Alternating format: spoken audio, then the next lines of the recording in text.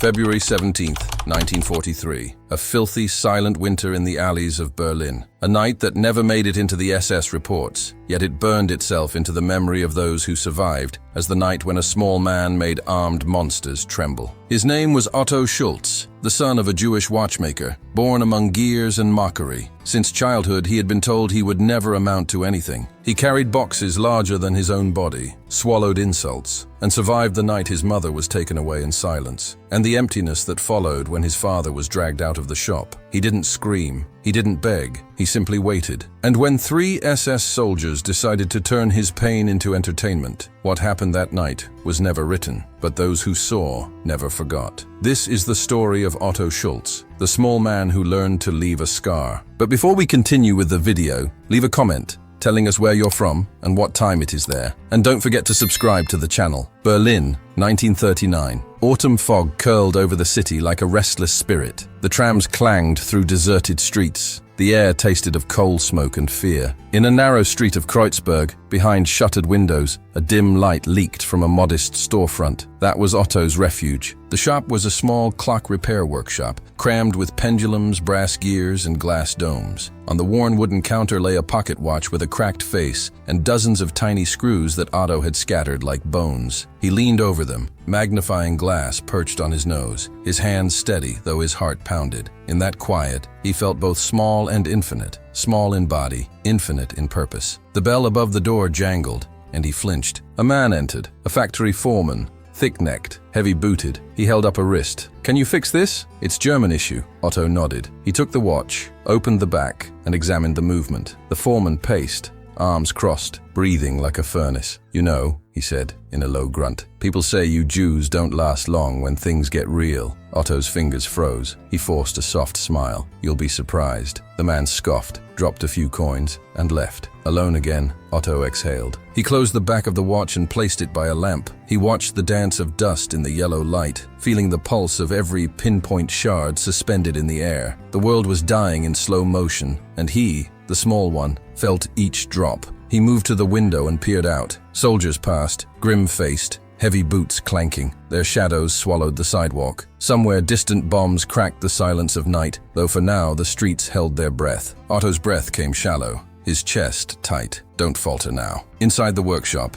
in a cramped corner, stood a narrow staircase descending to a small cellar. Otto kept it locked, almost never entering, but sometimes at night he'd descend, lit by a single candle, and recount every slight. The words, "Small Jew," carved deeper than any blade. He recalled his childhood with odd clarity. His father, meticulous, polishing clock faces. His mother kneading rye loaves at dawn. Children in school, pointing, laughing. He was born small, yes, but he wasn't nothing. He had a name, a bloodline, a history. Berlin changed first in small cuts. Pockets were searched, names on lists, businesses vandalized, Jew-marked notices. The Schulz workshop survived by ignoring, by being inconspicuous. But inconspicuousness is brittle. One evening, as dusk bled through the windows, Otto heard distant footsteps echo behind the shop. He stiffened. The door rattled. Instinct told him to vanish into the shadows behind the shelves. He stayed silent. The door creaked open. 3 uniformed men stood there, SS patches on their collars, scowls on their faces. "Schulz!" one barked. They moved in,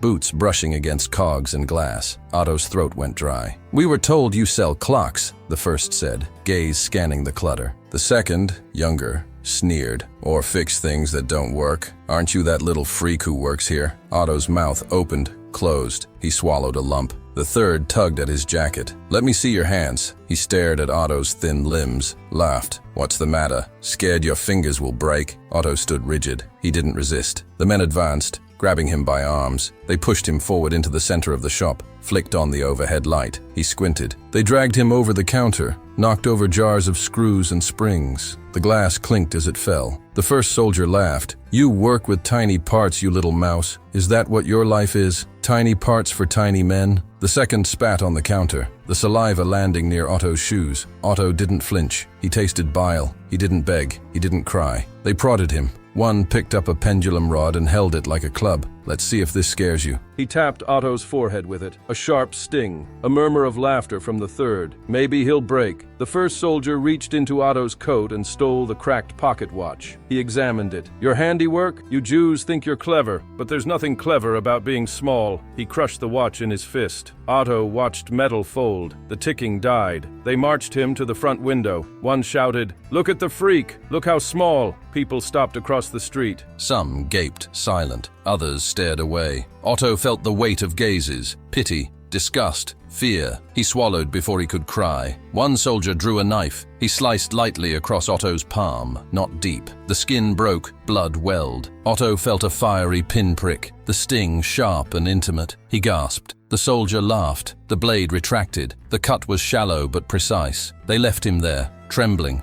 with a silent warning. Otto sank to his knees behind the overturned counter. He held his hand, pressing a cloth pressed to the wound, watching red bead after red bead grow before blotting out. The shop was littered. Cogs, shards, broken glass, a tuned silence broken by his breathing. They had come to humiliate him, to remind him he was nothing, but they left him alive. A message. He wanted to scream, but his voice was swallowed in the broken shop. Instead, he counted in his mind. 1, the stolen watch. 2, the cut on the palm. All 3, the laughter in their eyes. When they left, closing the door with a final click, Otto remained where he was, rocking, holding the cloth. He'd feel that cut for days, not because of pain, but because of memory. Every time he touched a spring, a gear, a wheel, he would feel the ghost of that knife. Night fell. He dragged himself to the cellar. The locked door protested. He opened it and lit a candle. Below, the darkness looked back. He whispered names. The 3 men, the one who crushed the watch, the one who cut him, the one who mocked him. He pressed his wounded hand to the wood wall. Under his fingers, small scratches, marks. He'd been working on these for nights, preparing, remembering. He traced a new mark. C for Clemens, the soldier who cut him. M for Müller, the one who crushed the watch. L for Lehman, the one who did the mocking. 3 slashes. Otto knelt in the cellar, the candle flickering, casting long shadows. He closed his eyes and breathed slowly, calming the storm in his chest. He told himself, "You must survive. Not for vengeance yet, but to outlast their laughter." Above him, Berlin slept restless. Below him, Otto began a vow in silence. The small may not be heard, but the small can make the biggest scars. Berlin, 1928. Long before the uniforms, before the hatred carved lines into lives. When Otto was still a boy, maybe 7 or 8, and believed the world could be kind. His father, Otto Schulz, owned a small but exquisite watch and clock shop on Rosenthaler Strasse. The sign above the door read, J. Schulz and Son, Clocks and Timepieces. Behind the glass display, brass pendulums shimmered, pocket watches gleamed, and cuckoo clocks waited their hour. Otto would press his nose against the window after school, dreaming of all the gears moving inside. Inside, the air carried the warm scent of wood shavings, clock oil, and the soft hiss of tiny springs freeing themselves from tension. His mother, Miriam, had a corner where she baked rye bread for neighbors. She worked before dawn. She smiled at Otto when she handed him a slice warm from the oven. He'd take it with butter, and she'd whisper, "Time is precious, mein Sohn." Jacob would close the store late at night, bring Otto inside, tell him stories as they wound clocks. "Time is a river, Otto. You can't stop it, but you can mend what's broken." Otto believed him, but the world was shifting. They were Jews in a Germany that already whispered betrayal. First, the neighbors changed. Once polite greetings died. Windows stayed shut. Someone slashed Jude in chalk on the back alley wall at night. Jacob tried to scrub it off every dawn, but it reappeared. Some mornings, little stones were thrown at the windows. Miriam would wipe away tears before Otto saw. In 1933, when Otto was 12, the first storm broke. Jacob got a letter. "We no longer wish your business in this quarter." It came stamped with an official seal. A local thug, wearing boots and a coarse uniform, walked in the next day, demanding they lower their prices or vacate. Jacob refused. The thug knocked a clock to the floor. Glass shattered. Otto watched, silent. They made fewer repairs. They sold bread only to a few who still trusted. Every night, Otto heard the distant chants in the streets,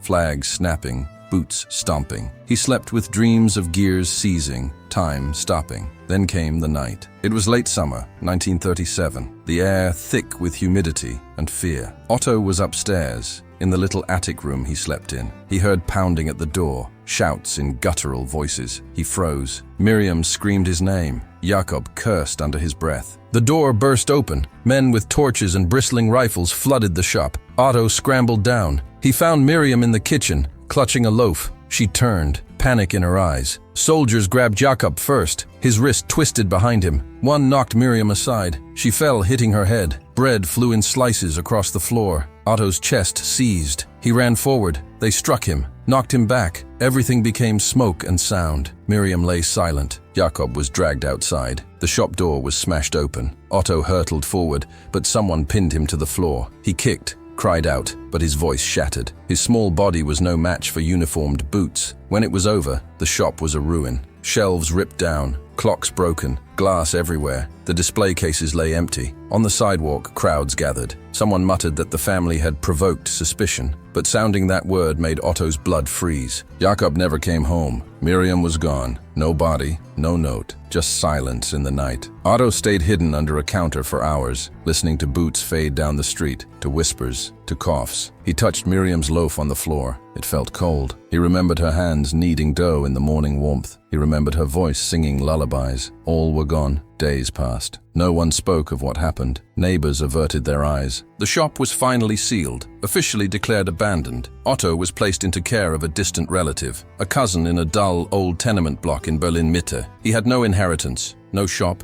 and no mother, but he had memories. Night after night, he'd sit in the darkness, clutching a fragment of a clock hand or a tiny cog he had picked up from the wreckage. He'd trace its edges with trembling fingers, hearing Jakob's voice in his mind. Fix what is broken. Berlin changed. The streets filled with soldiers, posters reading, Juden raus, kauft nicht bei Juden. Otto heard them as he walked to school. Children spat at him. Teachers ignored him. The clocks in the city chimed to a new rhythm, one of marching boots and hollow threats. Yet Otto survived. He carried the weight of loss, humiliation, a carved-out hole in his chest. He learned to move like a ghost. He slept in cramped rooms. He worked menial tasks, delivering letters, cleaning floors, anything to survive. But always in some pocket, he kept a broken watch piece, a shard of metal, a promise. The world had taken the shop, taken his parents, but they had not yet taken away his hands. And somewhere, in the trembling silence behind his ribs, Otto felt something sharp, an awareness that memory is combustible, that trauma stored is a weapon waiting. That night, lying in a narrow bed in a cramped room, Otto closed his eyes and whispered to the darkness, "They took everything, but they did not take me." And in that whisper, in the silence of the small, the first pulse of vengeance stirred. Berlin, spring 1943. The days dragged heavy with dread. The war rumbled beyond the city, but within the alleys and storefronts, a quieter violence took root. Otto smelled it in the gutter air, tasted it in the whispers. He had learned to move at the edges, carrying nothing he couldn't lose, or nothing they could take without tearing something from him. He was working in a storage warehouse now, a backroom job assembling crates, polishing nails, sweeping dust. It paid little, but it paid. Every evening he returned to a damp room in the tenement, the walls cracked, ceiling leaking in rain. He'd sit by a single candle, turning over the nightmares in his mind, tracing the scars of memory. One late afternoon, as the sun was half gone, a group of 3 SS soldiers entered the warehouse. Otto was arranging wooden slats by the back wall. He heard their boots long before he saw them, metal heels echoing across concrete. He stiffened, praying they wouldn't see him. But fate works in silent curses. One looked back toward him. "Hey, you there!" a voice barked. The 3 turned. Otto froze. They advanced, surveying the room like wolves. The tallest of the 3, blonde, chest puffed, barked, "You there, Jew? Come forward." His voice was sharp. The second sneered, "Work something for us, little man." The third laughed, stomping closer. Otto's heart drummed in his ears. He pressed his palms flat against the slats behind him, grounding himself. He stepped forward slowly, hands raised, shoulders stiff. They formed a semicircle. The tallest said, "What's your name?" Otto didn't answer at first. He swallowed, forced a quiet, "Otto Schulz." The second soldier spat on the floor inches from Otto's feet. "Otto Schulz, you think your name gives you worth?" He kicked a crate. Nails hardened, echoed. The third stepped close, poking Otto's chest. "Look at you, a dwarf, Jewish, working for scraps." He laughed cruelly. Otto raised his head. He didn't bow. His eyes were small flames. The tallest soldier, Clemens, grabbed his arm. "Let's see those hands, freak." He twisted it. Pain lanced. Otto didn't cry out. Clemens forced Otto's palms upward, inspecting each finger. The second soldier, Müller perhaps, poked each joint, pressing, mocking, Soft, weak, isn't that right? Fragile as the rest. The third, layman, pulled Otto's coat lapels and sneered, "What's inside that small chest of yours? Nothing but fear?" Then Clemens brought out a small, gleaming dagger. It glinted coldly in the waning light. "Let's test your bones, little man." He dragged the blade gently across Otto's wrist, not deeply, but enough to draw a thin line of red. Otto winced. Cold trickled down. The second hackled with laugh. "That hardly counts." Clemens did it again. Harsher, longer. A thin cut appeared. Otto tasted iron. He felt the shallow burn. He did not scream. Müller then stepped forward, gripped Otto's chin, turned his face upward so everyone could see. "Look how small your face is," he muttered, voice low. He spat in Otto's cheek. The spit tasted wet and vile. Otto's lips quivered. His eyes stung. But he looked each man back in the eye. Lehmann cracked his knuckles. He reached and slapped Otto across the side of his head. Otto's vision wavered. The world tilted, but he stayed upright. The slap echoed. Silence pressed. Otto's hand, bleeding, clenched at his side. Clemens sneered as he pocketed the dagger. "You live by hands. So let's see how long those hands will serve you, Jewish rat." He shoved Otto back against crates. "Crawl over there and polish all these slats, every one. Do it slowly, do it well, or we will return." Otto nodded, gathering himself. His hands trembling, he lowered himself to his knees and began polishing each slat. The soldiers watched, amused, crowding behind him, boots scuffing. Their laughing voices echoed in Otto's ears, each whisper a blade. As he worked, he felt more than shame. He felt the iron weight of humiliation, uncoiling in the depths of him. His mind traced each injustice he had endured. The shop burned, his mother gone. The stolen watch, the knife cut. He mapped them like landmarks. When Otto finished the last slat, sweat cooling in rivulets, the three men stood. Clemens eyed the rows, nodded. "You cleaned well, Dwarf. For now you live." He turned, voice louder, mocking. "Let that be a lesson. Know your place." They strode out, their boots clanging into the night. Otto stayed on his knees for a long moment, breathing ragged, listening until their echoes faded. Then he rose slowly. His wounded wrist throbbed. He pressed a cloth from his shirt to it, tasting salt in his lip. He looked at the slats, fresh and shining. They betrayed nothing of what had happened. He gathered his tools and cleaned away the traces of blood on the wood surface. He replaced his apron. He closed his fingers, hands trembling, and turned toward the door. Outside, the setting sun glowed orange against war-scarred rooftops. Otto stepped into dim dusk, shadows stretching long. He felt the eyes behind windows, peering, judging, turning away. He felt small, he felt broken. And yet, as he walked back through the alleys, the weight of hatred on his skin, one thing glimmered. In the humiliation, he saw a gateway. In the mockery, he felt something inside cracking open. And in the depth of his small body, a terrible, precise promise had begun to formulate, that he wouldn't go on broken, he would return the pain. Night came early in Berlin now, but Otto preferred the dark. It hid him, it whispered with him. He returned to his room in the tenement, the corridor lighting flickering like dying embers. A stale smell of mildew followed him. He shut the door behind, locked it, and lit a single lamp. The pale glow revealed sparse furnishings, a rickety table, a bent chair, a small wooden box, and a floor stained by age. On the table lay a chipped plate, its edge broken like a cracked promise, and a small loaf of stale bread. There was a bowl beside it, empty except for crumbs. It was what he had left for supper. He poured water into the bowl and sat across from it, unwrapping a piece of bread. Every crumb tasted of memory. He chewed slowly, deliberately, as if each bite was an accusation. The lamp cast shadows across his gaunt cheeks. He paused, fingertips brushing the bowl's rim. It vibrated faintly, an echo of some deeper tremor he carried in him. Then he remembered Miriam's kitchen, the warmth of early dawns, the scent of rising dough, the softness of her voice as she called him to eat. "Otto,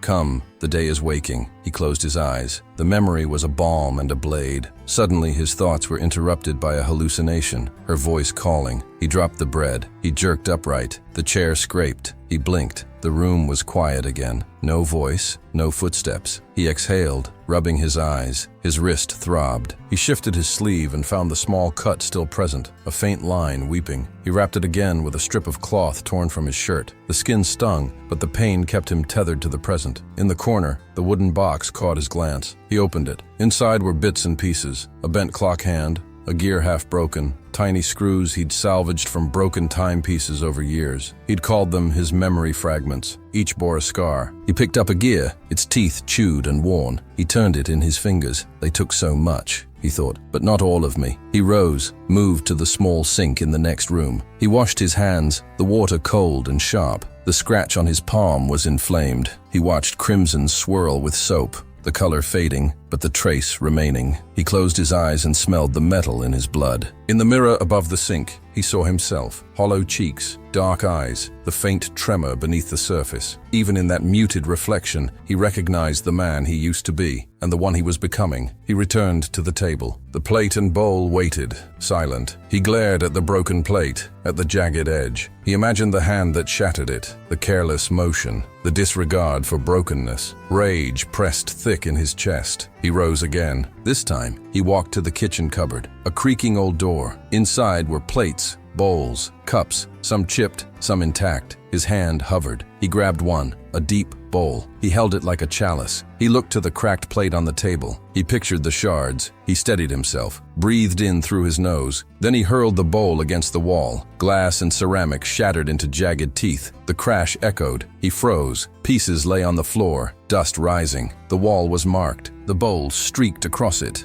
Split, he panted, his heart hammered in his ears. He stepped closer, fingertips tracing fissures. He thought, if the plate was his life, broken, then the shards are proof. Proof someone broke him, proof someone must pay. He knelt, gathering fragments, large, small, into his palms. His wounded hand trembled. He pressed them to his chest, feeling their edges dig into his skin. In that moment, he understood. Broken dishes don't mend themselves. Someone has to pick up the pieces. But with what hands? And at what cost? Outside, footsteps on the corridor, a neighbor passing. Otto stiffened. He threw the fragments back to the floor, retreated to the table, sat with his clay face. He looked at the mess. The shards glinted in the lamplight like broken stars. The room smelled of dust and violence. He thought of the 3 soldiers from before, Clemens, Müller, Lehmann. He saw their faces in the glint of the shards. The glass trembled under his stare. He rose, clenched fists, and paced the room. Anger roiled in him, dark, methodical, precise. He returned to the box of memory fragments. He replaced the gear, the screws, then locked it. He slid the key under his mattress. He sat again. He inhaled, exhaled. He steadied the turbulence in his lungs. He picked up the bowl's broken rim, traced its edge with his thumb.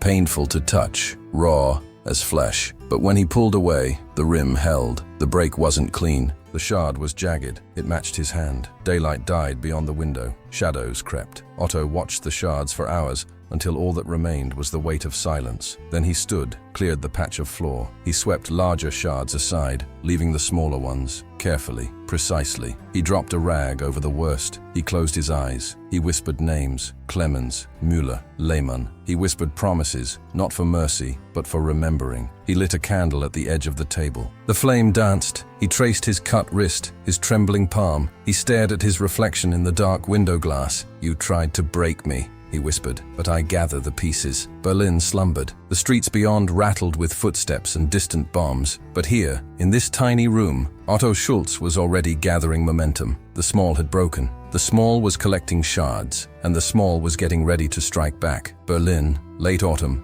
1943. The wind hissed like an accusation through narrow alleys, and dusk fell fast. The day's grey light surrendered too early, leaving streets in half shadows. Otto felt the city close in around him, each building a silent jury. Today he would make the first deliberate strike. He'd watched Clemens for weeks, not out of hatred alone, but necessity. Clemens frequented a small tavern in the back streets of Kreuzberg after night patrols, loosening his throat with cheap schnapps. Otto memorized the schedule, the routes, the path Clemens took home. He also knew Clemens walked past a narrow alleyway behind the tavern, a hidden passage lined with crates and trash bins, with a small utility door at the back. The perfect place. In his room at the tenement, Otto laid things out: a broken crate, nails, a coil of thin rope, a small glass bottle filled with a sedative he managed to steal from a sympathetic doctor's dispensary, and a carving knife with a blade no more than 6 inches. The electric light flickered low, casting trembling shadows. Otto's hands,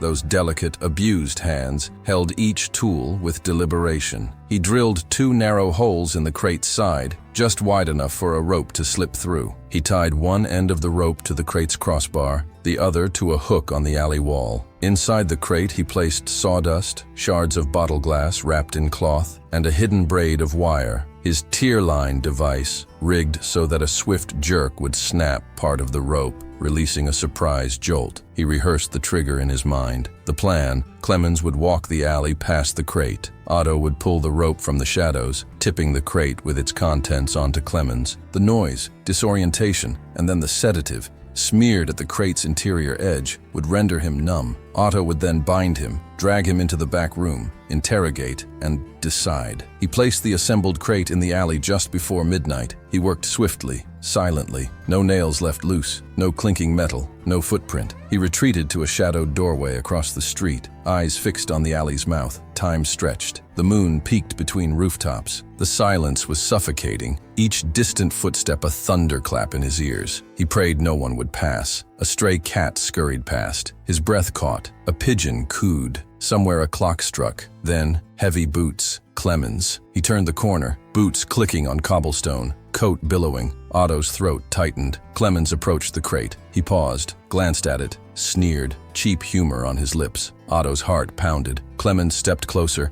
raised a boot to kick the crate aside, and Otto acted. He yanked the rope ferociously. The crate tipped, spilling its contents. Sawdust, glass shards, wire, into Clemens's path. The sedative, coated on a strip of cloth on the inside panel, fell against the back of Clemens's neck as he stumbled. The impact wasn't enough to kill. It was chaos. Clemens reeled, coughed, spat sawdust. He fell hard. Otto rushed in, suppressed by adrenaline. He yanked Clemens's arms behind him, locking them with rope. Clemens groaned, tried to push against the ground. His boots slid on loose shards. Otto pressed the wire around Clemens's ankles too. He whispered, "Clemens, do you remember Berlin, 1939? The shop? The watch you crushed?" Clemens coughed, rasping. Otto slapped his face lightly. "Answer me." Clemens twitched. He didn't speak. Otto moved faster. He tied Clemens's mouth, gagged him with cloth. He dragged him inside a narrow back building, once a storage room, now empty, walls cracking, air stale. The door locked behind Otto. He dragged Clemens to the center of the room, tied him upright by his limbs to pipes on the ceiling and floor. Clemens sagged, half hanging. Otto stood before him, breathing hard. Silence filled the chamber. The faint drip of water echoed. Clemens's eyes fluttered, half unaware, as sedative seeped in. Otto touched the blood trickling from Clemens's nose. He traced the cut from the crate's shards. He spoke quietly, a vow. "This is just the beginning. We'll speak soon. I'll ask. You will answer." Otto's fingers trembled, but his eyes were fixed. Clemens nodded, a drooping jerk. Then Otto backed away, letting silence take the room. He extinguished any possibility of rescue. He double-checked the rope, the locks. He left behind a small carved sliver of a broken gear, his signature, his mark, clipped to Clemens's coat. Otto slipped out into the night. He pulled the door shut behind him. The echo of the room dimmed behind the walls. He fled through alleyways, blending into shadows, leaving only a whisper in his wake. Berlin's night swallowed him whole. The next morning, Clemens was found, tied, bruised, semi-conscious. The black uniforms of the SS arrived fast. They found the gear in his coat. They found no trace of Otto. The city's tongue wagged. "Someone tried to murder Clemens," said the newspapers. "Attack in alley." The SS frowned behind eyes that demanded answers. Clemens could not speak. The interrogations began, but Otto remained a ghost. And somewhere in his hidden room, Otto whispered to the broken plate, to the shards, to the box of memory, "They will hear, they will remember me." The cellar door creaked as Clemens awoke slowly. Beads of sweat hugged his brow. His vision tunneled. The walls around him were stone, cold and damp. The only illumination came from a single flickering candle in a dusty iron sconce, casting elongated shadows that pulsed and danced. His limbs were bound, arms above his head, legs spread and pinned, the ropes cut into his skin. His body sagged with exhaustion. He tried to speak. His throat rasped. His tongue felt thick. He coughed, dry, harsh, then choked. Nothing came. A door swung open somewhere above. Footsteps descended uneven stairs. Clemens's head lolled. His eyes blinked, trying to focus. In the doorway appeared Otto, lighter than a phantom, wearing a long overcoat, black hair falling in strands across his forehead. His face was stern. He moved slowly, deliberately, every step echoing like a verdict. Clemens's lips parted. "You, what?" he croaked. Otto silenced him with a lift of his chin. He walked toward him, calm. He stood in the flicker of light, silhouette, rigid against stone. "Clemens," Otto said quietly, voice a low blade. You called me a freak. You cut my wrist. You crushed my mother's memory. You think you know me. You don't. Clemens tried to twist his head. The ropes protested. His muscles shook. He spat. Otto leaned in, face inches away. Clemens's breath was ragged, fearful. Why did you do it? Otto asked, as though reading from a list. Because I was small? Because I was Jewish? Because you thought my hands were weak? Clemens coughed. He said nothing. Otto stepped back and circled him, slow, precise, like a lawyer pacing a courtroom. He paused behind Clemens's shoulder. The candle flickered, and Clemens's shadow leapt on the wall, distorted, monstrous. In 1939, your boots marched down my street. You trampled what remained of my father's shop. You spat on our name. When you crushed that watch, you tried to tell me time meant nothing. Otto's voice was tight. But you were wrong. He pressed his hands down, squaring his shoulders. This is your trial. Speak, confess, tell me everything you remember. Clemens swallowed. His eyes darted. I followed orders, he rasped, voice weak. We had to enforce, he coughed. Rules. Otto's jaw clenched. Rules? Your rules. The rule that I am less than human? Don't lie. He stepped forward and laid a broken watch face on the stone floor between them. The glass cracked, hands frozen at a meaningless hour. This was yours, yes? Before you destroyed it? He gestured. Do you recognize it? Clemens's eyes flickered. He shook his head. No. Otto tore a small scrap of paper from his coat. He unfolded it. It was a sketch of his mother's face, done years ago in pencil, jagged, smudged. He held it so Clemens could see. That was her, he said. You laughed, called her names. Otto's voice cracked, low. You think none of that matters? Clemens nodded, tears gathering. He coughed. The sedative had shaken him. He seemed fragile, human, terrified. Otto paused. He knelt and touched Clemens' wrist where the rope bit. He trailed a finger over the cut from before, the cut inflicted months ago. What did it feel like? Otto asked. When you first laid blade on me? Clemens blinked. He answered with a whisper. Nothing. He tried to push his head away. Otto raised his voice softly. You're lying. He slapped Clemens across the face. The sound cracked like bone. Clemens jerked. The ropes held him tight. Otto stood, breathing, watching Clemens fade into shock. You tell me truths now, or I'll finish this. I won't kill you, yet, but I will break you. Clemens' eyes filled. He spoke, voice trembling. I remember your eyes in the shop as they stared while I crushed the watch. I remember mocking your mother. I remember you silent, bleeding in the back. I remember your rage burning behind a mask. I remember that you threatened something I couldn't see. Otto's pulse hammered. He crouched again. Why didn't you kill me then? He asked. Clemens swallowed. It would have been too obvious, too risky. You were small. People would notice. Otto nodded slowly. He stood, took a breath. He stepped back from the body, behind Clemens. He turned, his voice quieter, shaky with grief. You measured me by size. You thought small meant weak, but you forgot. Small can hide in shadows. Small can plan. Wait. Small can wound deeper. He moved past Clemens, toward the door. Clemens's voice cracked behind him. Don't leave me, please! But Otto paused on the stair's head, looking down, silhouette sharp against pale walls. He turned just slightly, head bowed. I'll leave you with something. He pressed a match to the candle. The wax melted. He let it drip on a lock, soft, hot, sealing. He placed the broken watch face in Clemens's chest, tucked under the rope. Then he stepped up the stairs, leaving Clemens bound, trapped, the echo of his footsteps fading. Behind the heavy door, Otto exhaled, his chest seized with sorrow and vindication. He'd questioned, made him confess, but Clemens still lived. That was Otto's choice, for now. Berlin slept above. The cellar remained silent, the candle guttering over stone. Clemens, alone, faced his own sentence. Berlin, deep winter, 1943. Snow pressed between rooftops, muffling sounds, swallowing footfalls. The city had grown cold in every sense. Fear walked in jackets. Otto felt it in his bones as he prepared his hunts. He approached Müller first. Müller lived on the outskirts, in a crumbling tenement block near the Spandau docks. Otto watched from a distance, 3 nights of surveillance, guard shifts, exit times, routes to the latrines, windows left ajar. On night 4, Müller walked from the factory late, coat collar up, hands in pockets, head down. The wind laid ice on the pavement. Otto emerged from a side alley, black overcoat, boots soft on stone. He slipped behind Müller. His hand found Müller's shoulder, pressed, guided him into a narrow gap between buildings. Müller turned, surprised. Otto struck quickly, cloth over mouth, arm around neck, wrestled him against bricks. Müller gasped, fought, but Otto's grip was iron. He dragged him to a hidden maintenance shaft, an abandoned stairwell below ground. Inside the shaft, dim light from a single bulb,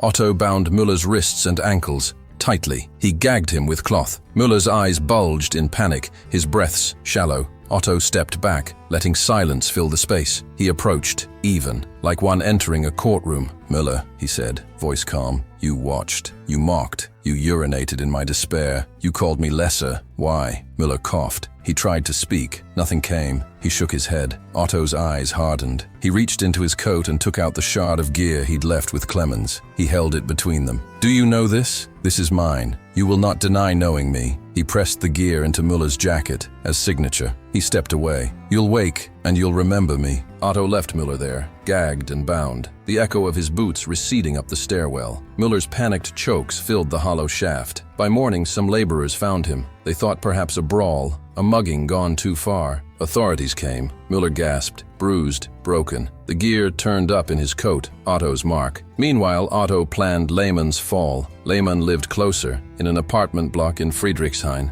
He liked to drink late and smoke at his balcony. Otto studied the schedules. He traced Lehmann's routes to the pub, to the tobacco shop, even to the single cafe he frequented in the late afternoon. One evening, Lehmann returned home in slush and wind. Otto met him in the stairwell, forcing him to pause. Light on, silence around. Lehmann cursed, asked who was there. Otto didn't reply. He struck first. A hidden garrote wire looped around Lehmann's throat, tightened. Lehmann gurgled, tried to claw the wire, but Otto's grip was calm, practiced. He dragged Lehmann into a basement storage area beneath the building. He propped him upright, pinned lightly. He didn't want blood, yet. He strolled among cardboard crates, broken chairs, old trunks. He pulled out a small vial containing sedative, same type used before. He uncorked it and breathed it in. The scent was bitter. Lehmann's eyes blurred. Otto approached, pressed the vial to his nostril. Lehmann flinched, coughed. Otto whispered in his ear, "You laughed at my brokenness." "You said I'd break first." Lehmann drooped. Otto forced a gag. Lehmann's knees buckled, consciousness flickering. He bound him, arms,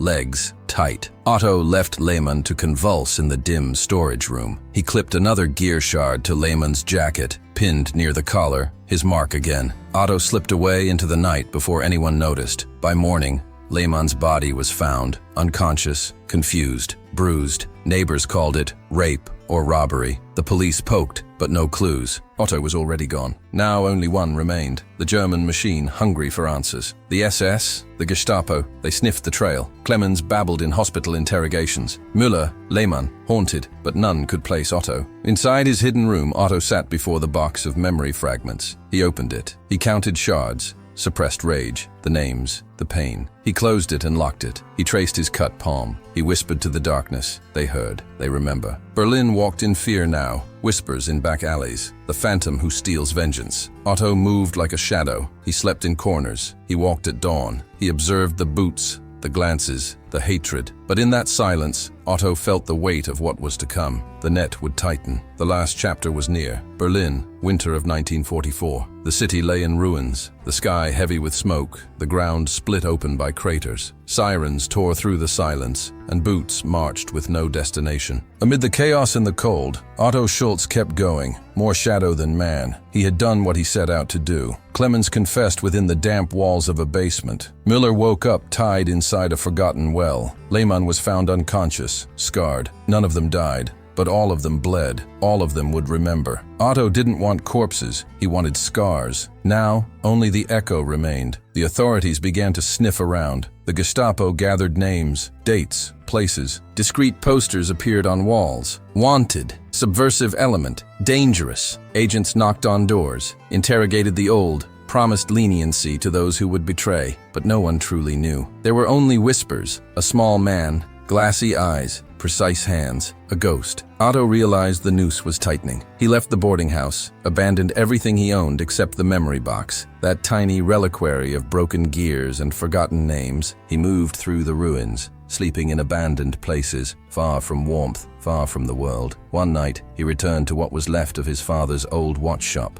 Everything was rubble. Among the debris, he found a burnt piece of a gear. He kept it in his pocket. Then he knelt, pressed his palm against the last standing wall, and whispered to no one, "I'm still here." Days later, they knocked on the door of the room where he was hiding. It was an old building in Friedrichshain. He heard footsteps in the hallway, low voices. When the first blow shattered the lock, he was already standing. He didn't run. He didn't scream. He simply waited. 4 Gestapo men burst in, guns drawn. "Otto Schulz?" He nodded, calm, the smallest man in the room, and yet the one who carried the most weight. They took him down the stairs in handcuffs. Neighbors peeked through windows. Some hid, others just watched, as if they knew they were witnessing the end of something. At Gestapo headquarters, they threw him into a cold cell of rough stone and a high window. He heard screams from other wings, smelled the stench of mold, sweat, fear. They interrogated him for days, wanted names, motives, accomplices, wanted to know if he belonged to a resistance group. He answered, almost voiceless, "I did it alone. For her, for me." He was beaten,